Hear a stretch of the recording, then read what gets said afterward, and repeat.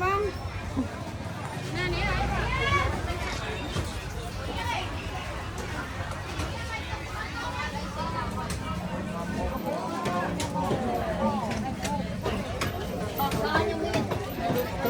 Tôm một đôi đây hai một con rọp đây tôi ta đi cái này ngon dai nhá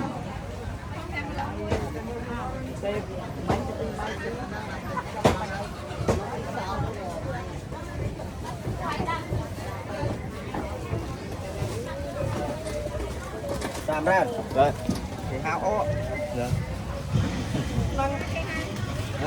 cơ chơi nhơi làm cơ chơi làm chơi này làm cơ chơi nhơi đến nào